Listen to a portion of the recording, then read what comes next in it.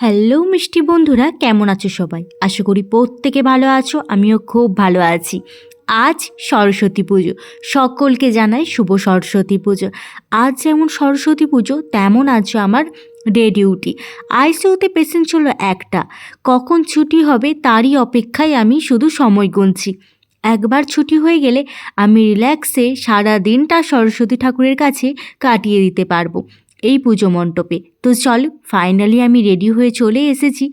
তো যেটার অপেক্ষা ছিল, হ্যাঁ ফাইনালি পেশেন্টটা ছুটি হয়ে বাড়ি গেছে, খুব ভালো লাগছে নিজেরও। আজ সরস্বতী পুজো, মা চেয়েছে তাই আমি তার কাছে সারা দিনটা ভালোভাবে কাটাতে পারবো। চলো, সকলেই রেডি হয়ে চলে এসেছে। আর কাল রাত থেকে আমরা সবাই এই জায়গাটা সুন্দর করে পরিষ্কার করেছিলাম, তারপরে আলপনা এঁকে ঠাকুরটাকে বসিয়েছিলাম। আর আজ যথারীতি সেইটার পূর্ণতা পেল, বাউন ঠাকুর এসেছে, এখন পুজো করছে। এরপর শুরু হবে পুষ্পাঞ্জলি। আর সারা দিনটাই না খেয়েই বসেছিলাম যে কখন পুষ্পাঞ্জলি শুরু হবে। তো ফাইনালি পুষ্পাঞ্জলি শুরু হবে, আর আমরা এখানে সকলে মিলে বসেছিলাম। এই যে আমাদের মায়ের আরতি আরম্ভ হয়ে গেছে।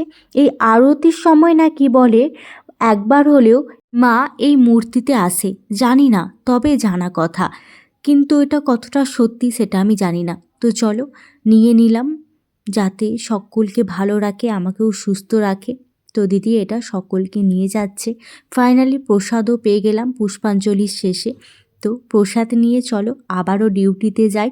আর জানো আজকে কি মেনু হয়েছিল তোমাদের সাথে সেটাও শেয়ার করব। তার আগে চলো ডিউটির ড্রেস পরে ডিউটি করতে হবে, কারণ আইসিইউতে পেশেন্ট না থাকলে কি হয়েছে, ওয়ার্ডে তো ফুল পেশেন্ট। তো চলো ওয়ার্ডে যাব, তার আগে আইসিইউটা ভালো করে পরিষ্কার করে নিই, কারণ পেশেন্টটা চলে গেছে, তাই ফাইলপত্র ঠিকমতো গোছানো হয়নি। তো ফাইলগুলো ঠিকমতো গুছিয়ে চলে যাব ওয়ার্ডে। ওয়ার্ডে প্রচুর পেশেন্ট। তো তোমরা দেখতে থাকো দুপুরে কি খাওয়া দাওয়া হয়। এই যে কত সুন্দর দেখো, লাল লাল করে ভেজে নিচ্ছে আলু ভাজা, আর হয়েছিল বেগুনি, আর হয়েছিল স্পেশাল খিচুড়ি, যেটা কার ভালো লাগে জানিও। আর এই যে আমাদের এখানে আরেমো স্যার খাচ্ছে। আমি স্যারকে বলছিলাম আমার আগেই খেতে এসেছিলেন, আবার এখনই খিদে পেয়ে গেছে, সেটাই বলছিলাম।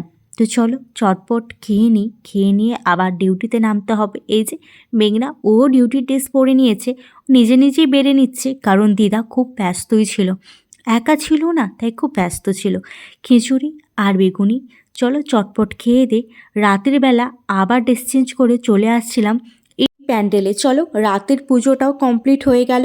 যদি আমার ভিডিও দেখতে ভালো লাগে অবশ্যই চ্যানেলটা সাবস্ক্রাইব করো।